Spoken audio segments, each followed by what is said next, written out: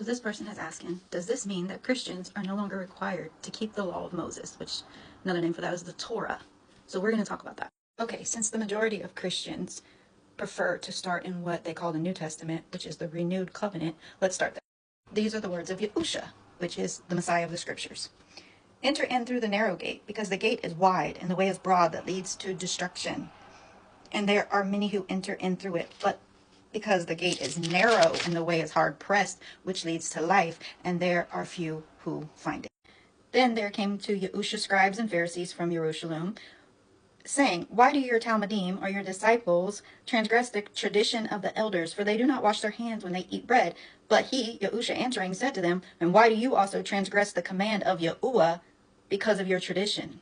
For Yahuwah has commanded, saying, respect your father and your mother, and he who curses father or mother, let him be put to death. But you say, whoever says to his father or mother, whatever profit you might have received from me has been dedicated, is certainly released from respecting his father or mother. So you have nullified the commandment of Yahuwah by your tradition. Hypocrites! Yashayahu or Isaiah rightly nabu or prophesied about you, saying, this people draw near to me with their mouth and respect me with their lips, but their heart is far from me. But in vain do they worship me, teaching as teachings the commands of men. And one came to him and said, good teacher, what good shall I do to have everlasting life? And he said to him, why do you call me good? No one is good except one, Yahuwah. But if you want to enter into life, guard the commands. And he said to him, which? And YAHUSHA said, you shall not murder, you shall not commit adultery, and you shall not steal. You shall not bear false witness. Respect your father and your mother. Says, woe to you, scribes and Pharisees, hypocrites, because you tithe the mint and anise and the cumin, and have neglected the weightier of the Torah, the right ruling and the compassion and the belief. These need to have been done without neglecting the others. And he was proclaiming in their congregations in all Galilee and casting out demons. And a leper came to him, calling upon him, kneeling down to him and saying, if you desire, you are able to make me clean. And YAHUSHA, moved with compassion, stretched out his hand and touched him and said to him, I desire it, be cleansed. And immediately the leprosy left him and he was cleansed. And having strictly warned him, he immediately sent him away. And he said to him, say not or nothing to anyone, but go show yourself to the Kohen, the priest, and offer for your cleansing what Moses heard as a witness. And it came to be that he went through the grain fields on the Shabbat, the Sabbath day. And as they went, his Talmudim, the disciples, began to pluck heads of grain. And the Pharisees said to him, why do they do what is not right on the Shabbat? And he said to them, have you never read what Daud did when he had need and was hungry, he and those with him? How he went into the house of Yahuwah while Abiathar was Kohen Haggadah, or high priest, and ate the showbread, which is not right to eat except for the Kohanim. And he gave it to them who were with him. And he said to them, the Shabbat, the Sabbath day, was made for man, and not man for the Shabbats.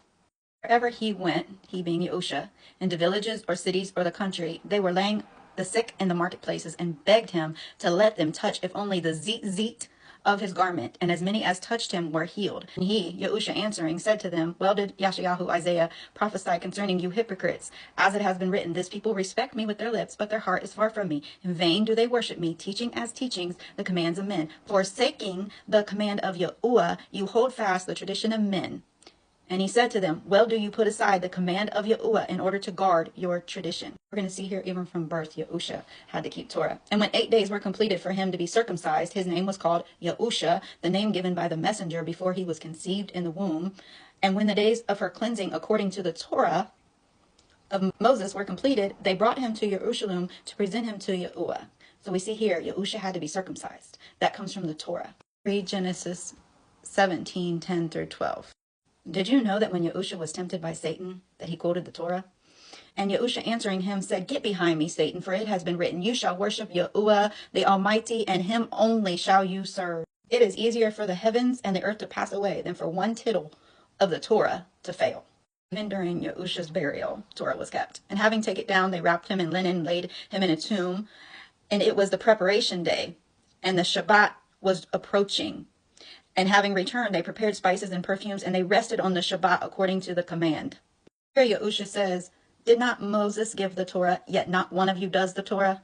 This one makes it really clear. YAHUSHA says, he who possesses my commands and guards them, it is he who loves me. And he who loves me shall be loved by my Father, and I shall love him and manifest myself to him. He also says here, if you guard my commands, you shall stay in my love, even as I have guarded my Father's commands. Here we see that when Yahusha had died from being impaled, and when they came to Yahusha and saw that he was already dead, they did not break his legs. This is a reference to the Torah of the Passover lamb. Yahusha says, if you love me, you shall guard my commandments. For it is impossible for the blood of bulls and goats to take away sins. Therefore, coming into the world, slaughtering and meal offering you did not desire, but a body you have prepared for me. So Yahusha became that sacrifice. The high priest no longer have to sacrifice according to the Torah. Yahusha fulfilled that in his sacrifice. Listen to these words. And by this we know that we know him, if we guard his commands.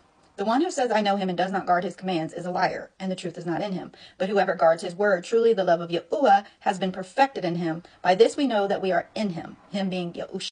Everyone doing sin also does lawlessness, and sin is lawlessness. This is the love of Yahuwah, that we guard his commands, and his commands are not heavy.